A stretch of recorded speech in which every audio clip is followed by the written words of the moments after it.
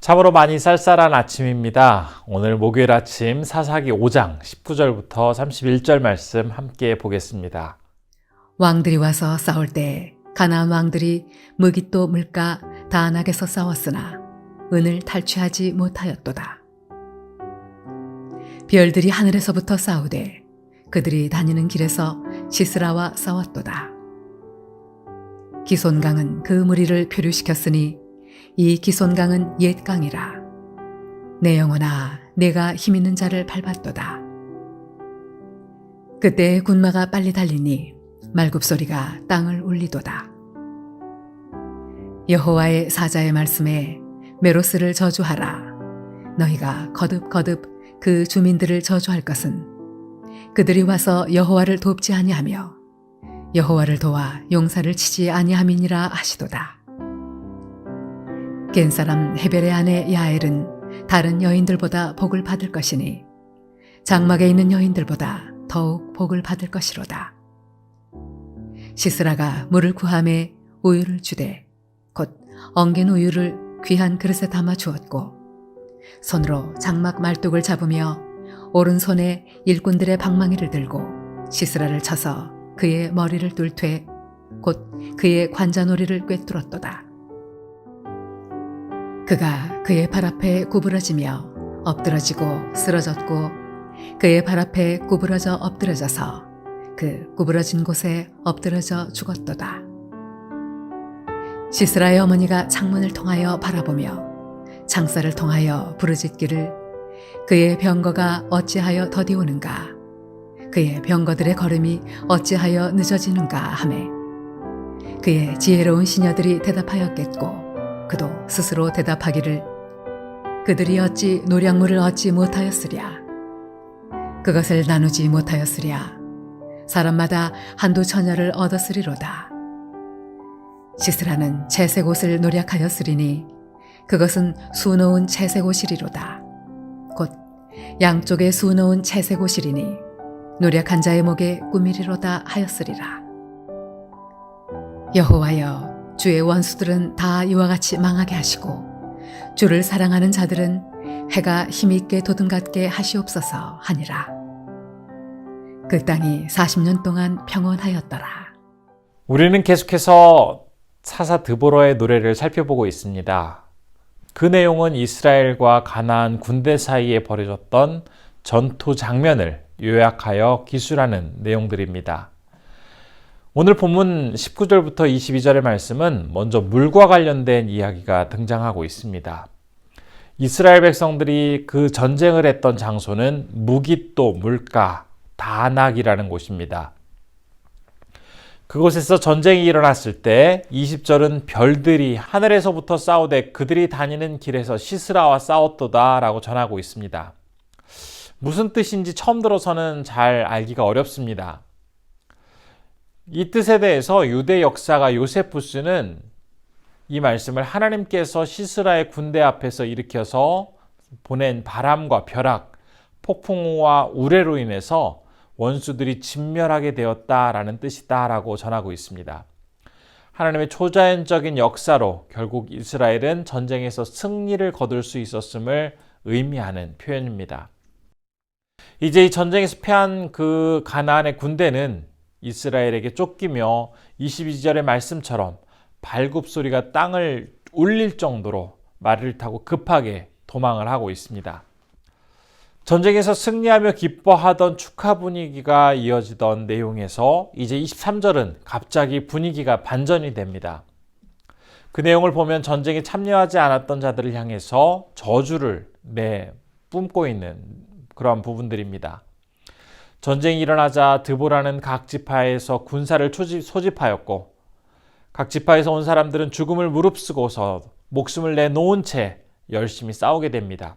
스불론이라든지 납달리, 에브라임, 베냐민 지파에서 온 사람들은 열심히 싸웠기 때문에 칭찬을 들었지만 반대로 머뭇거리면서 전쟁에서 미온적으로 대처했던 르우벤이라든지 길르앗, 단, 아셀 지파를 향해서는 책망을 하였습니다.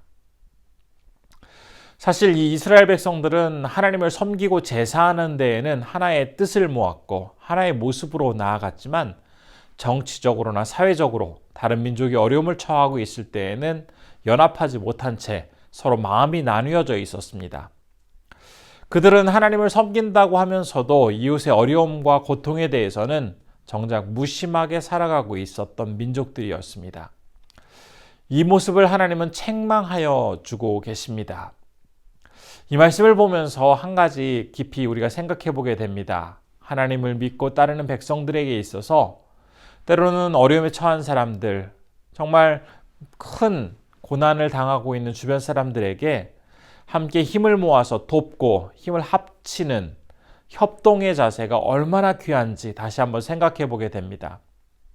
신앙이 있기 때문에 열심히 예배드리고 열심히 하나님을 부르지만 정작 이웃과 주변의 형제와 많은 사람들이 어려움을 당하고 힘들어할 때에 함께 힘을 모아 돕는 일에 소홀히 하고 있다면 그러한 모습은 마치 23절에 납달리 땅에 있었던 이스라엘 성 메로스처럼 하나님께 책망받을 만한 행동임을 기억하면서 이웃의 아픔과 어려움을 함께 나누는 섬김의 자세를 갖도록 해야겠습니다.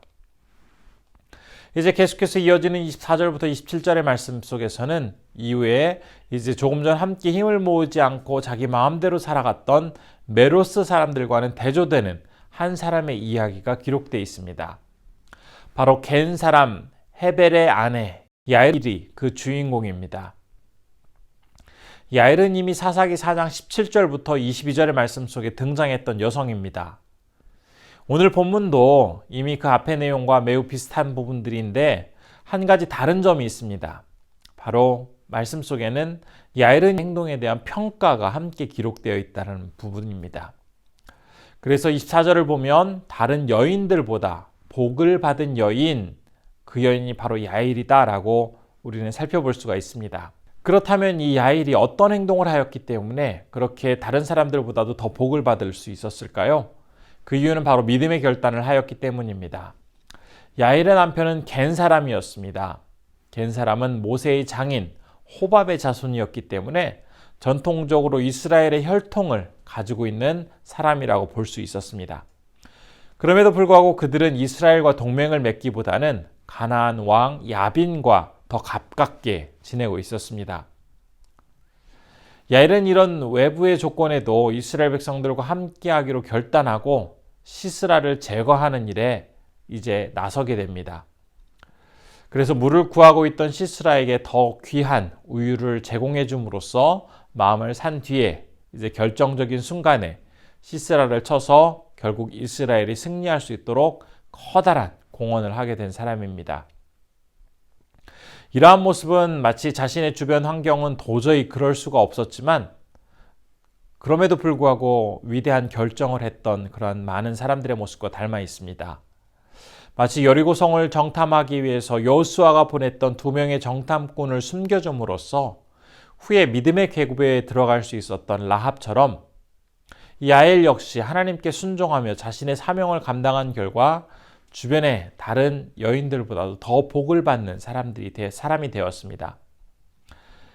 많은 사람들은 자신의 상황을 탓하고 자신의 처지를 이야기하면서 할 수 없다라고 이야기하였지만 야엘은 어려움 속에서도 더 적극적으로 나아가서 하나님을 바라보며 믿음의 결단을 하였기 때문에 결국 위대한 승리를 경험할 수 있었습니다. 이제 말씀은 28절부터 30절까지 시스라의 어머니와 시녀들의 모습을 나타내주는 장면으로 이동을 합니다. 시스라는 이미 야엘에 의해서 죽었음에도 불구하고 그들은 시스라가 큰 승리를 거두고 늠름하게 다시 돌아올 것이다 라고 기대를 합니다. 그들의 허망한 기다림과 어리석은 기대는 오히려 이스라엘의 승리를 더욱 돋보이게 만들어주는 장면입니다. 그들은 비극의 주인공이었지만 그와는 대조적으로 이스라엘의 어머니 드보라는 승리한 백성의 어머니로 대조되어 나타나고 있습니다. 오늘 본문이 쓰여진 사사 드보라나 바락이 다스리던 그 시기에는 하나님을 의지하고 사랑하는 사람들은 형통하고 잘된 반면에 하나님께 불순종하고 악을 행하는 사람들은 허망하게 인생을 마무리하게 되었다라는 이야기가 전해지고 있습니다. 하나님은 이러한 교훈을 통해서 이스라엘이 치르는 모든 전쟁이 바로 하나님께 속한 전쟁임을 백성들이 깨닫기를 원하셨습니다. 또한 자기의 기준과 생각에 따라 행동하는 것이 얼마나 어리석은지를 깨닫고 하나님을 믿는 믿음 안에서 행동하며 나아가게 될 때 진정한 기쁨과 승리를 경험할 수 있음을 다시 한번 깨닫게 해주십니다. 그러면서 오늘 본문 31절은 너무나 단순하면서도 우리가 항상 기억해야 할 말씀으로 마무리를 하고 있습니다. 제가 한번 읽어보겠습니다. 여호와여, 주의 원수들은 다 이와 같이 망하게 하시고 주를 사랑하는 자들은 해가 힘있게 도듬같게 하시옵소서. 이 사사 드보라의 고백처럼 우리 하나님은 당신을 의지하고 굳게 믿으며 살아가는 사람들의 삶에 대해서는 반드시 선한 길로 인도해 주십니다. 이러한 사실을 기억하면서 오늘 하루 우리가 살아가게 될 때 이 약속을 믿으며 온전히 주님께만 헌신하고 주님만을 바라보며 살아가시는 우리 귀한 성도님들 되시기를 진심으로 바라봅니다. 우리 이 시간 기도합니다. 첫 번째로 어려움에 처한 사람들을 진심으로 돕고 섬기는 그러한 사랑의 사람으로 살아가게 하옵소서. 두 번째로 어떤 상황에서도 하나님만을 굳게 믿으며 살아가는 주님의 사람이 되게 하옵소서. 세 번째로는 볼리비아의 최성일 이현아 선교사님께서 진행하시는 온라인 기도회와 예배에 영적으로 충만한 은총이 가득하게 하옵소서.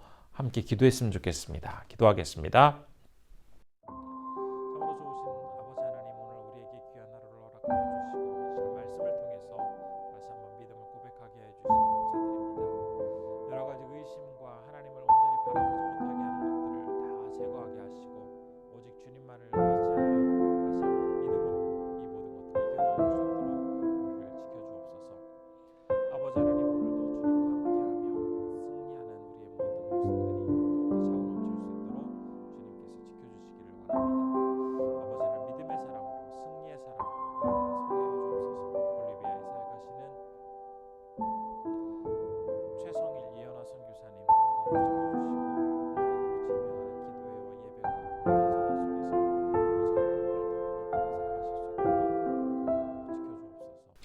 살아계신 아버지 하나님, 오늘도 우리에게 귀한 하루를 허락하여 주심에 감사드립니다. 말씀을 통해 주님을 의지하며 믿고 살아가는 것이 참된 복이요 참된 기쁨임을 다시 한번 깨달았습니다. 그 어떤 것보다도 어려운 상황 속에서도 하나님만을 믿고 나아가는 믿음의 사람이 되게 하시고, 그 어떤 상황 속에서도 아버지 하나님만을 붙들며 살아가는 소망의 사람으로 더욱더 우리가 굳게 성장할 수 있도록 인도해 주옵소서. 아버지 하나님, 정말 여러 가지 것들을 의지하기보다는 하나님만을 붙들며 살아가는 진실한 주님의 사람으로 설 수 있도록 붙잡아 주옵소서. 오늘은 볼리비아에 사역하시는 최성일 이현아 선교사님을 위해서 기도합니다. 온라인으로 진행되어지는 기도회와 예배 가운데 하나님 성령 충만케 하여 주시고 은혜를 더해 주심에 하나님께만 기쁨이 되어 드릴 수 있도록 우리 선교사님 붙잡아 주옵시고, 아버지 하나님께만 모든 것들을 영광 돌리기에 부족함이 없도록 항상 지켜주시옵소서. 오늘 우리 성도님들 건강으로 지켜주시고 어느 곳에서나 기쁨으로 승리하며 아버지 하나님께만 영광 돌릴 수 있도록 이 하루 붙잡아 주옵소서. 모든 것 주님께 의탁드리오며 예수님의 이름으로 기도드리옵나이다. 아멘.